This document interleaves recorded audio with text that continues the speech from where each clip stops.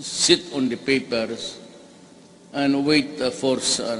galit ako nitong sa komisyon. Gusto kong ipa-route.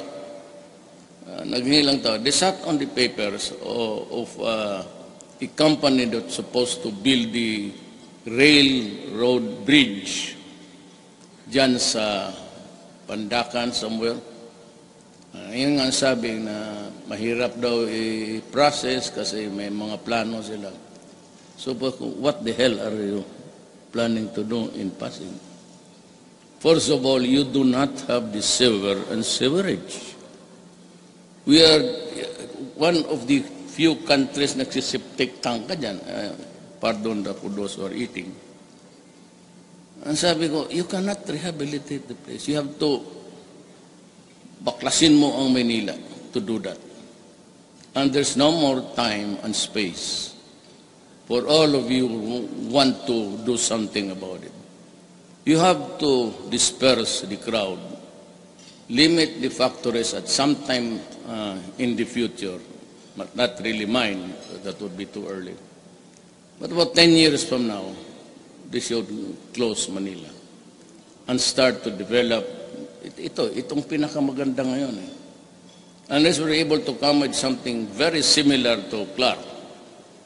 In other places, maybe Batangas or Cavite, mahirapan tayo. So Manila is no longer an option for industries. They have to go to the provinces. But the most important thing is there has to be a transport, whether mass or if there are too many cars, then you have to expand the highways. But I think the most practical thing to do is really the mass transport system.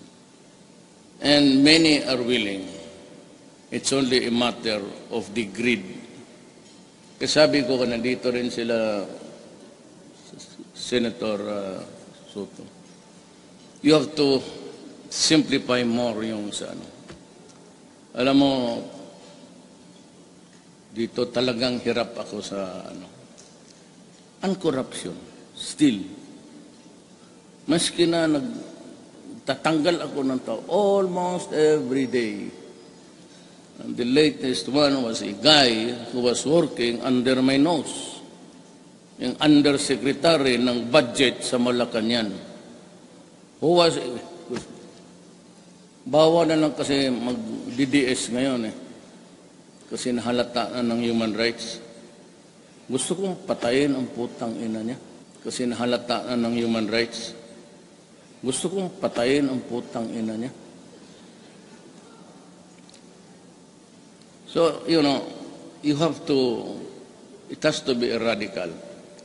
I do not mean to offend anybody, especially the Senate. Nothing of the sort. Ang akin lang is, Tugadi had a hard time. And almost all in unison were of the belief that there has to be some drastic changes to be introduced. And it has to be on something like in a hurry. So yung emergency powers. And if you remember, I never asked for it. Because I was once a member of Congress. Nung nakatatlo ako pagka-mayor na Davao. I've been mayor for 23 years of Davao City. So alam ko ang timplada ng Congress. I wanted na manggaling sa kanila. Pero kung nang appealing to them. Ito. Kasi hindi pa nga ako nagsalita, sabi na kaagad, ito, you cannot trust the guys there in the executive department, it will just end up in corruption. Nagtiklop na kaagad ako. And if you'd recall, I never responded to any of those statements for or against. Hinayaan ko na lang. Because that is the Filipino style. I started to I went to China, started to move around, and then to Japan and Korea. Excuse me. So, yan ang ginawa ko. Pero kung sabihin mo na mag-asa pa ako sa tayo-tayo, mahirap. I don't know what's wrong. If that is the perception of an entity, I'm not trying to, pardon me if I give the impression, but I'm not up to it actually. Wala na lang akong imik. Sabi ko, well, then we continue to suffer until such time that Japan or China, whoever gets there first, to build and if we have the financing, then we can move. But I never really insisted on it. Kasi sa lahat ng ayaw ko is yung sa corruption. Talagang, ako, yung maano ako.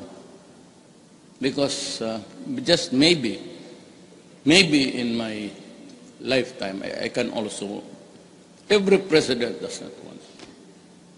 But if you can minimize year after year and start really to pound on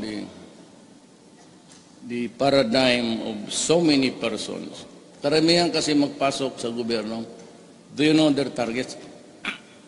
Excuse me. BIR, pati customs. That's the choice.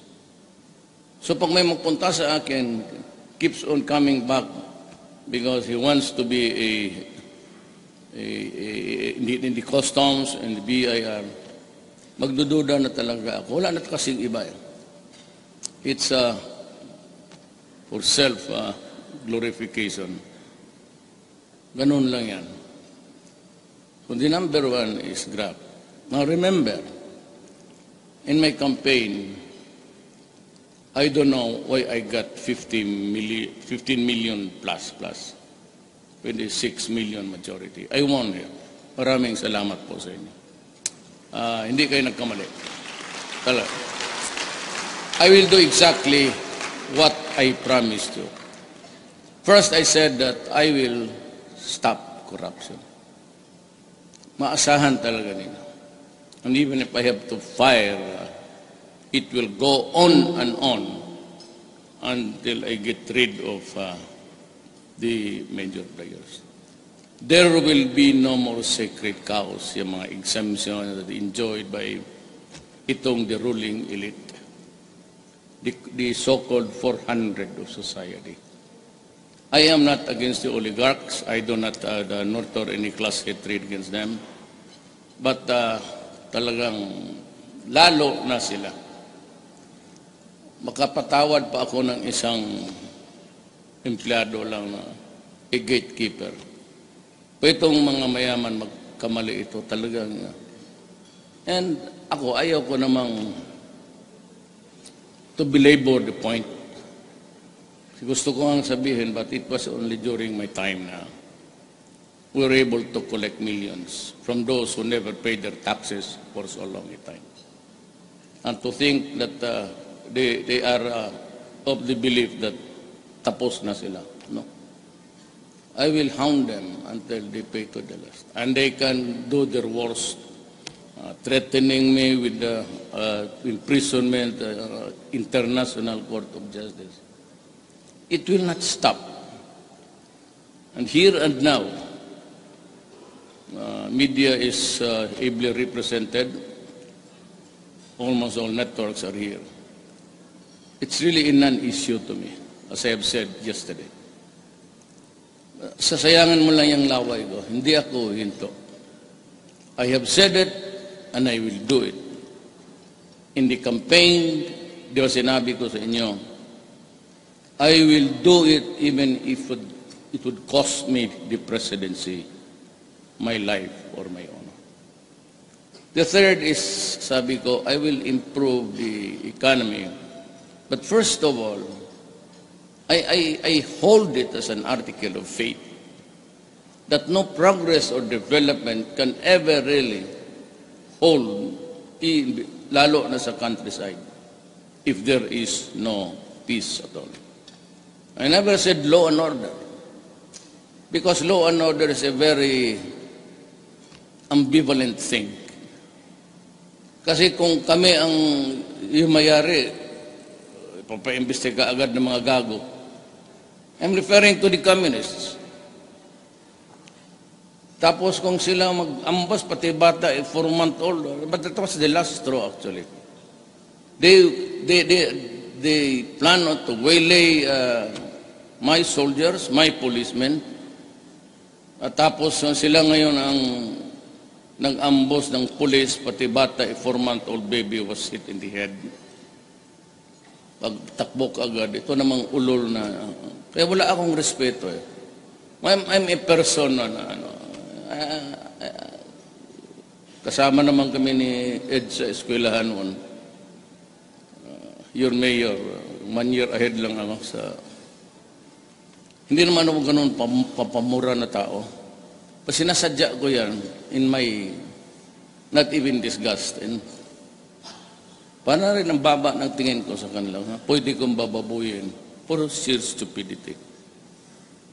Na yung laban na ito, pati itong mga left, they're so fond of, just go around and say, well, we show to you, the 10,000, may isang psychiatric doctor pa babae, sabi, 3 million daw ang pinatay ko lahat-lahat. E kung 3 million ang pinatay ko lahat-lahat, nagyaman ang lahat ng punerarya dito sa mundong ito. Puro na kay bilyonaryo. Bilo mo 300 bodies to slash and they don't even bother. Pagdating dito, they bring in the experts kuno. And so, 700. And then they bring that figure out and start to yak. We don't even, and when they come here, they lecture on me. Mr. Duterte, that is a social problem. It is a health issue. It's not a law and order. Tatarantado pala kayo. Why don't you turn the back? If it's a social justice, injustice, if you may. So look at what caused it in the first place. Where did it start? How did it start? Where was the seeds planted? That is how to solve a problem that affects or impacts on a social life of a certain civilization. Kung dala-dala mo lang yung... So ngayon, sarapan ako doon sa chicharon. Subo ako na subo. Sandali ha. May naiwan siguro dito. Thank you. Yun ay kinain ko doon eh. Pagpunta ka ako na ma'am doon sa... May bahay pala ako dito. Puting bahay. Sabi nga ni Gob, gamitin mo. Gusto ko ma'am, pero... Ang problema, sinong kasama ko? Ako lang mag-isa. Wala namang... Well, yung isa naman, yung... I said, I tried to... Because ang pinaka-lagging behind, really lags behind, almost to a fault, is the agricultural sector. The only way to improve it, really, is to give more lands if we can afford it. I am for land reform. I am for, isa yan sa sinabi ko sa kampanya. And I will not renege on it. Land reform, I will look for money and buy more. There's a new DAR head. Yung isa, hindi kasi na-confirm ng commission appointment because those leanings with the left. Wala tayong magawa dyan. We have a Congress that's hindi naman ultra, but not really sympathizing with the communists. So, iyan ang ano.